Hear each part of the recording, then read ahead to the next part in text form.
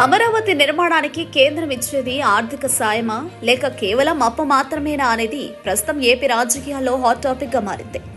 AP రాజధానికి 15,000 కోట్ల కేటాయింపు అంటూ ముందు హడావిడి జరిగింది. ఆ తర్వాత అది వరల్డ్ బ్యాంక్ అప్పు, కేంద్రం కేవలం దానికి హామీగా ఉంటుందనే విషయం తెలిసేసరికి ప్రతిపక్షం విమర్శలు జోరు పెంచింది. చివరిగా సీఎం చంద్రబాబు దీనిపై క్లారిటీ ఇచ్చారు. అవును, అది వరల్డ్ బ్యాంక్ నుంచి తీసుకొచ్చే రుణమేనని అన్నారు.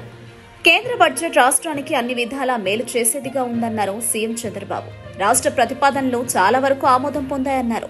వివిధ ఏజెన్సీల ద్వారా రాష్ట్రానికి ఇచ్చే నిధుల్లో కొంత అప్పుగానే పరిగణించాల్సి ఉన్నా ఆ విషయంలో ఆందోళన పడాల్సిన అవసరం లేదన్నారు. ఆ అప్పుని తిరిగి తీర్చేది 30 ఏళ్ల తర్వాతేనని చెప్పారు. ఆ సమయానికి అది అంత భారంగా ఉండదని అన్నారు.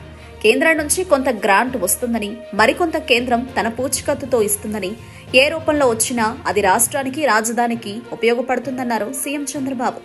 పోలవరం ప్రాజెక్టు విషయంలో కేంద్ర ప్రకటనపై సంతోషం వ్యక్తం చేశారు చంద్రబాబు.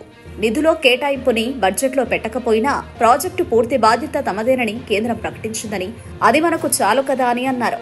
ఇక వెనుకబడిన జిల్లాలకు ఇచ్చే సాయం బుందేల్ఖండ్ తరహా ప్యాకేజీలాగా ఉంటుందని కూడా చెప్పారు.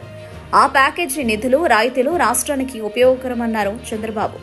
ఇలా కేంద్రం ఇచ్చేది అప్పేనని, చంద్రబాబు అప్పుల కుప్ప చేస్తున్నాడని అందరికీ అర్థమైంది. అసెంబ్లీ సాక్షిగా ఈ అప్పుల తప్పును బాబు ఒప్పుకున్నట్టయింది.